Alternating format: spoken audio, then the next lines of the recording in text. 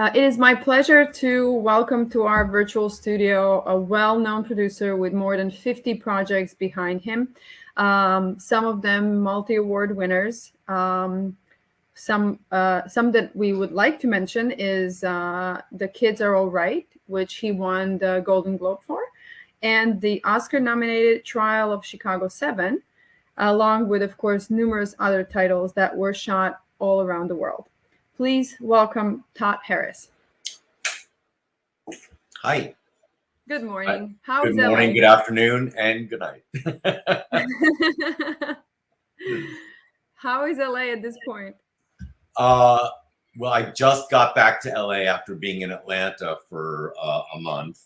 That's a longer story, which I guess we have time to talk about. But LA is, the business is very, LA is lovely. I love living here. I've lived here for 40 years, almost 35 years. No, I did only 5. I couldn't take it anymore. Well, you live in a very beautiful place, and I've never been to Croatia. No, I love it. I love it, and I hate it. Okay. Well, anyway, I've never been to Croatia, so I can't say anything about it except that it looks beautiful. I would say that business is, percolating. There's a lot of production, as I just found out when I was in Atlanta. There's a lot of production going on. So definitely, in spite of COVID, there's a lot of production going on. So. And now, of course, we all still talk about COVID, and we are all still dealing with COVID. Do you think there are any positive changes that this actually made in the industry? We just had a panel with location managers who are now using all these crazy techniques to scout around the world, and they're not necessarily going there in person. Some crews changed a little bit. Do you think there's anything positive out of these last 2 years? Well, I just started my first production during COVID. I hadn't made a movie since before COVID. And I will say I liked making movies before COVID more. COVID is expensive. It's, I believe in science, and I believe in vaccinations, and I believe in masking, but it is tedious. And it is, to get tested every 2 days, to have to wear a mask in every situation. I don't want to sound like a wimp, but it's a little dispiriting, to be honest. It does. I would say it's extracting some of the glamour from the film business when everybody's wearing a mask. But now, and I'm not sure what I could point to that came out of it, that's come out of this positively. I think that, the only thing I can really think of is that we have a greater appreciation for a non-COVID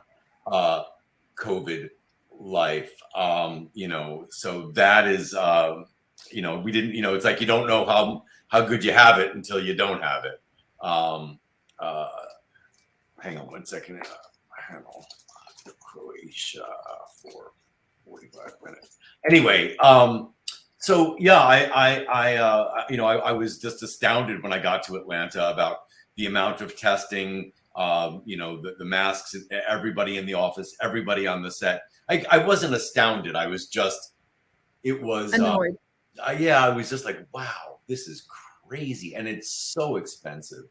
So, and then, you have actors that aren't vaccinated, and you have crew that won't get vaccinated. Can you mandate that everybody be vaccinated? Can you not hire somebody if they're not vaccinated? And the SAG rules are,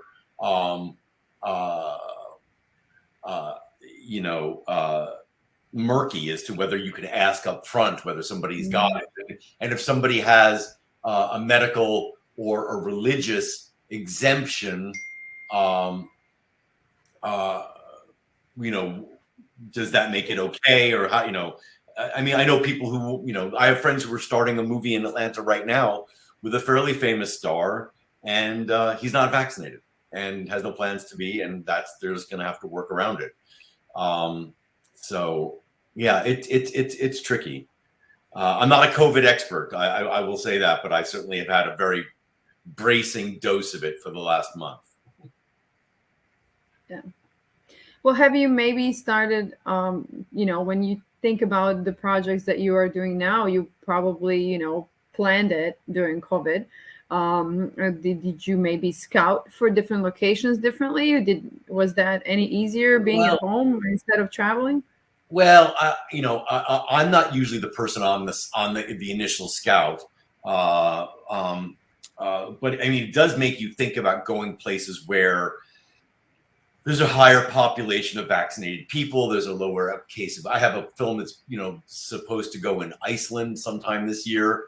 I would hope that COVID is smaller, not as prevalent there. In Atlanta, a few months ago, Atlanta was a terrible place. Now it seems better, but everybody's still wearing masks. I definitely would like to find places where you could go where COVID wouldn't be as intrusive.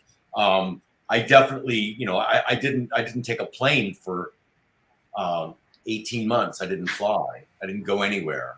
So that's been a little weird. And I guess we're getting to a point where if enough people get vaccinated, we're just going to have to sort of live with it for a while, and hopefully people will if they get sick, they won't get very sick, and they certainly won't die, hopefully, in most cases. So but our director got on a plane with our line producer, went to Atlanta, did a lot of scouting in North Carolina, scouting in Georgia, and it was just our reality. I mean, I think tax incentives are still the main driver for where people want to make films. So that is, that's why Atlanta and Georgia is so busy. But I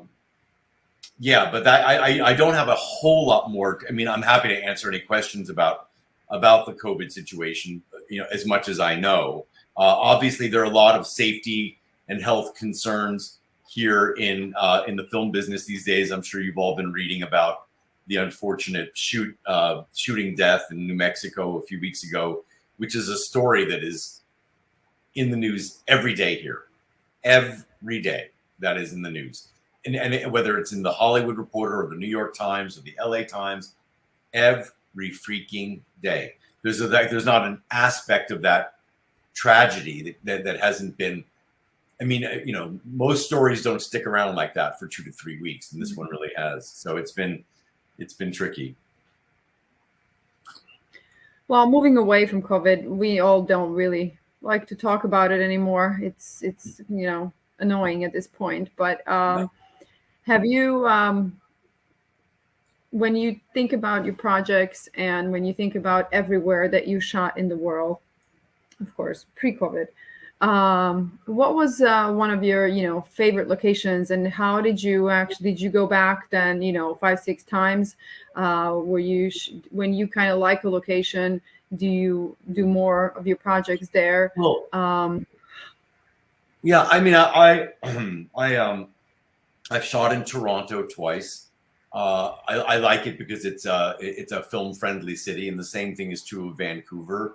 And I like the fact that there are turnkey operations, that there are existing production companies. I did shoot a film in Budapest. I was not on location, but I was a producer on the film that was shot in Budapest a couple of years ago, and very low budget and a very good crew, and very nice movie came out. So I've never, but I have not shot a lot in Europe. I have a film that's planning for Amsterdam early next year, and a film, as I mentioned, in Iceland for later next year. And I've been to Amsterdam, but I've never shot there, and I've never been to Iceland for any reason, although I'd like to go. And I've looked at shooting films in Morocco, and I've looked at shooting films in of course, Avi Lerner has got his studio in Bulgaria, and there's been a lot of production in Romania and places like that, and and I understand that Croatia, is an active production hub with very nice locations and very attractive incentives. What I don't want to do is have to go somewhere and be the expert, because I believe that there are already local experts. And so if I were to come to any, I'm looking at Germany right now, and it would be with a German production company. I really need to find trustworthy partners. My main focus as a producer is to find the material, package the project, develop the script, and put together the financing and distribution.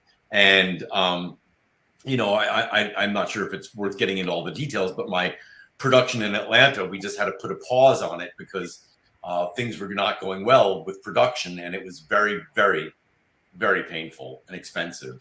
And it's because I didn't have, I believe, a strong local line producer. And we are reconfiguring the production for January, February, March right now, and focused on a really strong line producer and UPM, hopefully both local to Atlanta, because Atlanta is a very hard place to shoot unless you're a Marvel movie and have a lot of money. So anyway, but yeah, no, I love shooting in LA. It's hard to get the tax credit in LA. I've shot in Louisiana. I've shot in New Mexico. I've shot in New York. And those are, I've shot in Montana, but those are most of the places I've shot. I'm, a little bit provincial in that I've done most of my shooting in the U.S. or North America, but looking forward to going to other places and seeing other productions. One of our guests today in the morning was Paul Ritchie of Slamdog Millionaire. He is one of the producers that keeps coming back to Croatia, and of course we love him for that. He just produced McMafia here, and won an Emmy for that. But he had this great sentence and said, I love Croatia because in one day, with his co-production partner here that he's been working with for ages, Igor put us in the car, and we were driving all day and looking for locations that we needed. And by the end of the day, I had found 14 different countries that I needed for the script on one drive. Wow. From the capital to Dubrovnik. And he said that was it. That's what I needed in one day. That's amazing. That's amazing. So that's why Croatia it's so diverse, because you have the mountains, the lakes, the 7 national parks, the sea, 1,000 islands. All these things in such a small area when it comes to kilometers, that you can pretty much drive diagonally through the whole country in one day, and the scenery changes every 2 hours. Wow. So that was, for me, it was kind of a cool sentence that he said today in the morning. So you have to come. I would love to come. I would love you don't to. You don't have to come to Scout. You can come next year when we hopefully have this whole conference live, and then we can drive you around, and you can see what we can offer. And you mentioned the rebate and the tax incentives and all that. That was one of my questions. Croatia is at 25% at this point, and then we add another 5% for some rural areas that are not that actually, I don't want to say developed, but film developed. What do you think about that percentage? Is that something that's attractive enough? I think 25 is very competitive, and if you can get the extra 5%, that's nice too. When you do the tax credit, if you have to monetize the tax credit in advance, you take a little bit of a haircut on what you get. So the truth is that a 25% tax credit might net out, if you have to monetize it prior to shooting, to closer to 20%, because of banking fees and lending fees and things like that. By the time my Georgia credit of $3.45 million was discounted, I was down to $2.7 million. So yeah, it's a pretty big bite.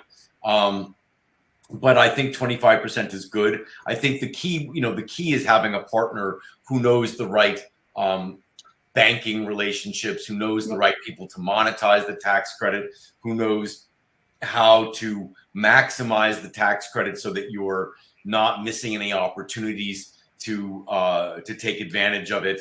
I don't know whether the tax credit applies to the above the line or not, and so if it doesn't, that's a relevant thing to know as well, because if you're doing a $10 million movie and $3 million is above the line, then you're really only getting your tax credit on as much as $7 million.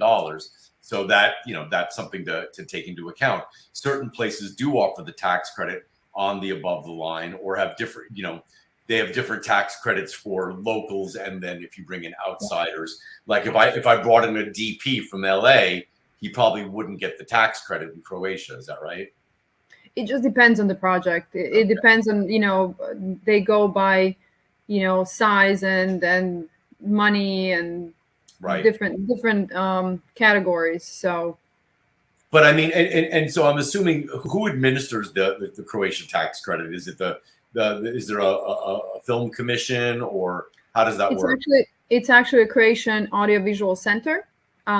They're let's say an independent body, but they're actually under the Ministry of Culture, and they've been doing this now for almost 10 years, and a lot of big projects received, of course, the cash back with no problem. One of the bigger ones 2 years ago, I believe, was Hitman's Wife's Bodyguard. It was a huge project. Then, of course, we had Game of Thrones that was shooting here for many seasons.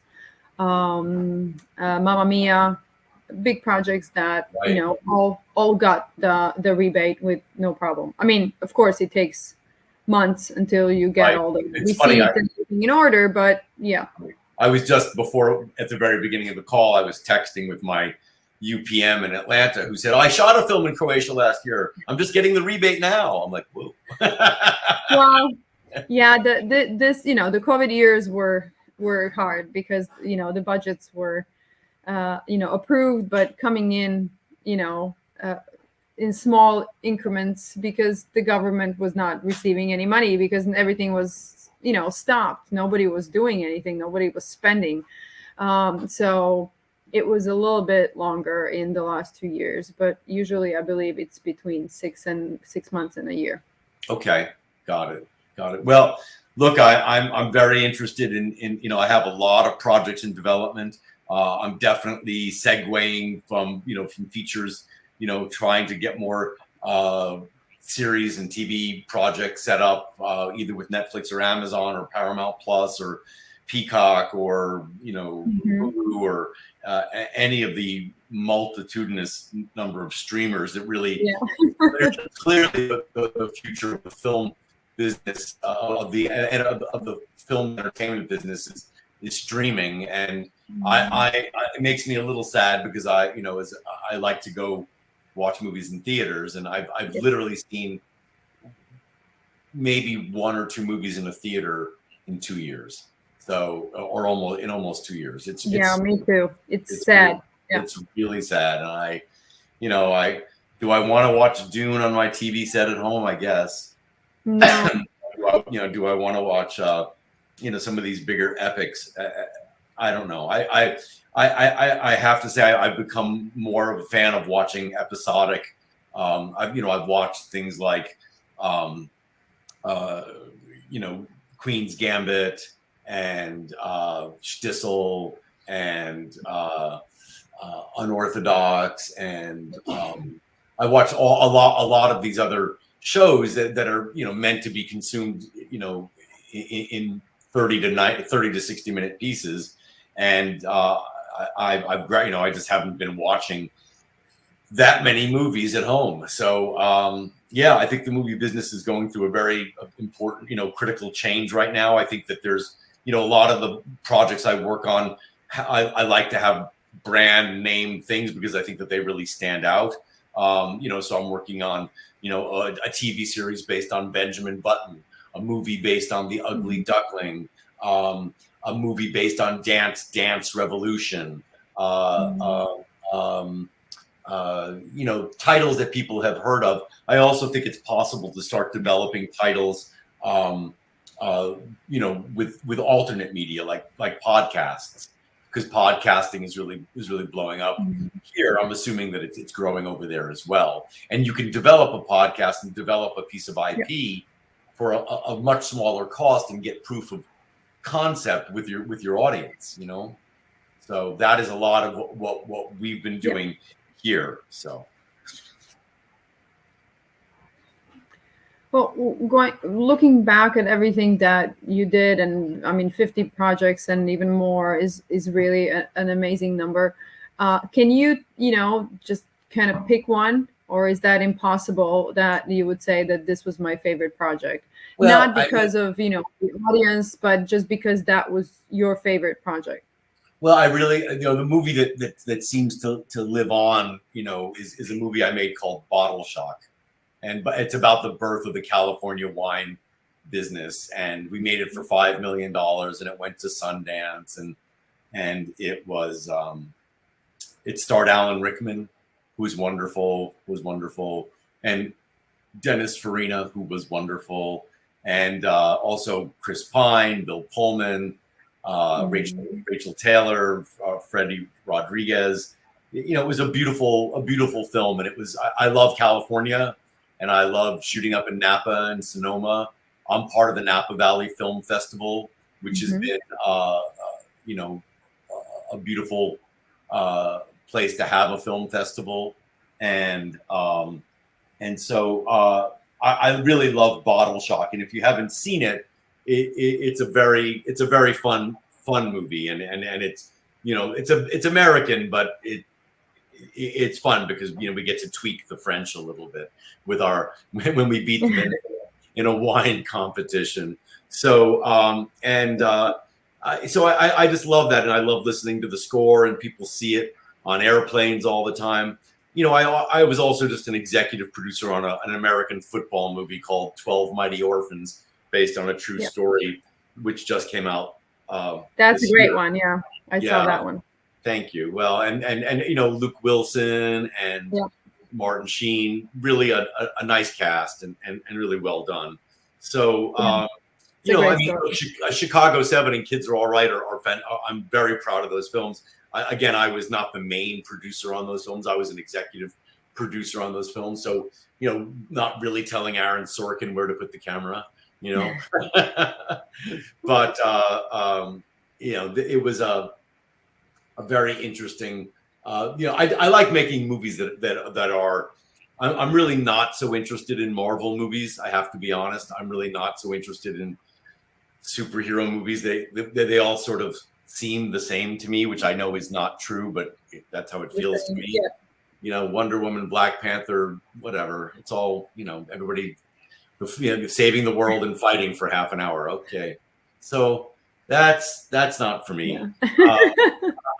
I'm much more about the human condition, and the movies about people really interest me, and movies about the human condition really interest me, and that's why I liked The Kids Are All Right, and I liked Chicago 7, and I liked Bottle Shock, and I like 12 Mighty Orphans, because they're human dramas, and that's what interests me, and I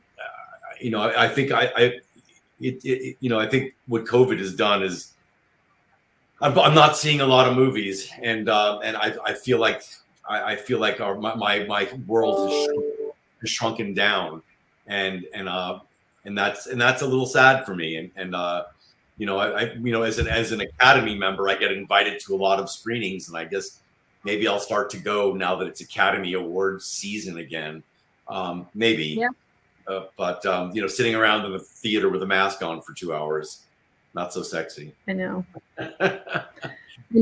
Well, if you have, if that day you have the urge to go see a human drama with a bit of comedy, that's the creation candidate this year. Oh, good. What's So it called? it's called Teresa 37, about a woman that's 37 years old. She can't get pregnant, and her doctor tells her, maybe you should just F somebody else in a joke. And she actually does that. So it's a comedy drama. It's fun. Oh, good. Well, I will look for that. I often I don't often judge the foreign films because it's a huge commitment, because you've got a lot. Look at like 10 films, and I don't want to be the guy that drops the ball. I do the nickel competition for screenplays for the Academy. I do the Student Academy Awards because the films are short, and so I do that, and it's a way to meet interesting new filmmakers. True. And so, I mean, the Icelandic movie is from an Icelandic filmmaker, and it's a remake of his movie he made in Iceland. So that is what we are, beginning to work on now. So, I mean, I've been doing it for since 1994, when I made my first movie in 1994. So I guess that's, I don't know how many years that is, but it's a lot of years. And just 20. I'd like to make, I'd like to make another 10 or 15 interesting movies, before I relax a little bit. I also teach. I taught at Chapman, and I taught at Syracuse. I like to teach about producing, and it's more interesting to teach when you're actually in the middle of doing it. Being a producer is as you all know, is a very multifaceted job. And on my new movie, Lily, which we're going to start again in a few months, I have a lot of producing partners, because I needed a lot of help raising all that money. That's what it was. So anyway. Well, we actually started getting questions from the audience, and this one really comes at the right point. The question is, should writers think at least a little bit like producers when writing a script to make the movie easily produced at the end? Or should they just stick to the story and sell the story? Well, I believe that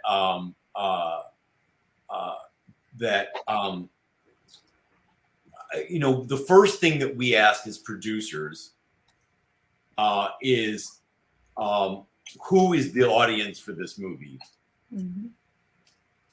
And so I do think that writers need to think about who is who is the movie for? Who is the movie? What is the audience for the movie?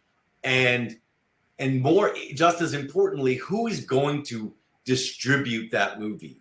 I mean, is it a Netflix movie? Is it an Amazon movie? Is it is it A24? Is it, is a foreign sales company going to get behind the movie? Look, unfortunately, if that was the only criteria, we'd only make movies with, gunfights and car chases. So, which would be really boring. But are you writing a part that will attract a name actor? Can you? What I find is everyone in Hollywood has attention deficit disorder. So, you need to be able to get people's attention very, very quickly. And when scripts come to me, I don't read them first. I give them to somebody else to read, and I really rely on their initial analysis and what they tell me it's about, because and then sometimes you have to pick your moments as to when to approach people, whether they're now is a tough time to get me to read a script because I'm in the middle of trying to put my movie back together. It's very hard for me to I'm very distracted. But yes, I think that writers should be able to pitch their movie to somebody in the ubiquitous elevator pitch. You should be able to get somebody interested in what your movie's about in 15 to 30 seconds, and it should be clear who the audience for that movie is. Now, I know that if that would rule out a lot of filmmakers and some great movies if that was the criteria for every movie that ever got made. I'm just talking about the pragmatic. You know, when Chris Nolan, you know, makes a movie now, he doesn't have to do that. When Steven Soderbergh makes a movie, he doesn't have. They just make they can make what they want because they're who they are. But when you're just starting or when you're just breaking in, I really think you need to getting movies made is an exercise in credibility, in amassing credibility. And the first piece of credibility is what's the story and who's it for? That's the first thing. So. I agree completely. Well, just for the end, because we are getting kind of close.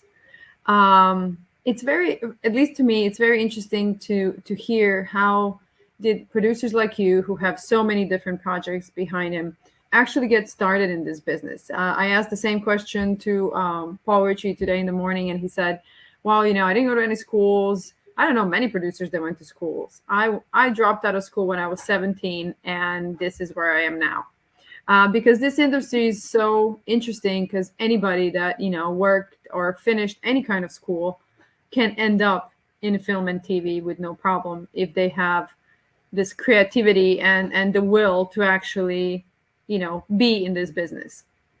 So how did you even end up here? Well, did you know since you were 5 that this is what you're going to do?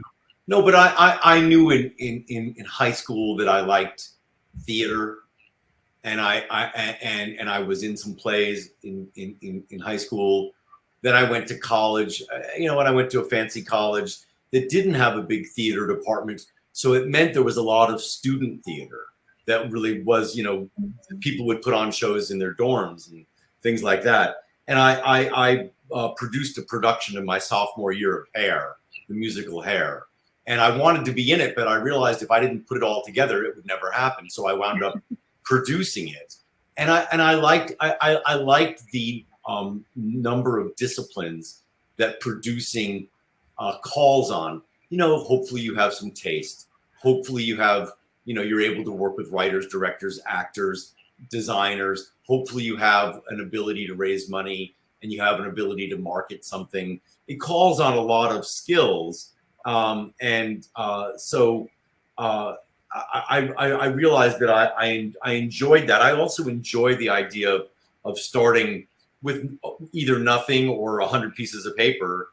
And then in 6, 12, 18, 24 months, you know, there's a finished product and you're at a film festival and you put it all together. And it's a very satisfying thing because there's a beginning, middle, and an end. And there's a finite world to a project, and you get to share your project, ideally, with a lot of people. And I still do theater. I did Heathers as a musical. I did Dr. Zhivago as a musical. I did American Psycho as a musical. I'm working on Death at a Funeral as a straight play in London now. I'm working on The Soul Train, the Buena Vista Social Club. And this movie right here over my, this movie over here, whatever, that movie over there. It is a movie, a very funny movie that you can stream right now, and it's perfect for a musical. And I'm developing that into a musical now. I love theater. I love, you know, getting together with 500 people every night, and, you know, 30 people on the stage, and you know, every night's a different night. Every audience is different. There's an electricity to a live performance. I love musicals. I love Broadway. I've been a member of the Broadway League for a long time. So I knew in college that I wanted to produce. Then I got to run a theater company in Palo Alto, where I went to college. And then I went back to business school at Stanford. And then I came to LA in 1986. And then and I've been here since 1986. And I made my first movie called Denise au Téléphone. Denise Calls Up. And it went to the Cannes Film Festival. And I made it for $600,000. And it was in Critics Week. And it won a special mention for the Camera d'Or, and I made everybody money, and I thought I was a genius. And I spent the next 49 movies proving that I was not a genius. So, I've made money on some movies. I've definitely lost money on some movies. it calls on a lot of skills. So yeah, I just knew what made me happy.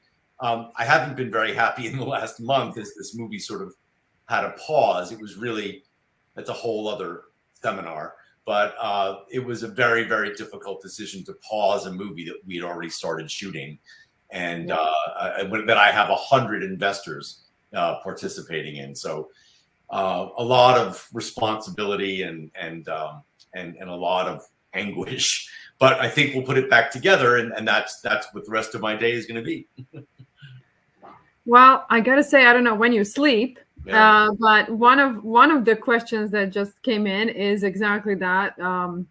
How difficult is it to handle all these different formats, pretty much? Because when you look at it, it's theater, it's film. You talked about shows.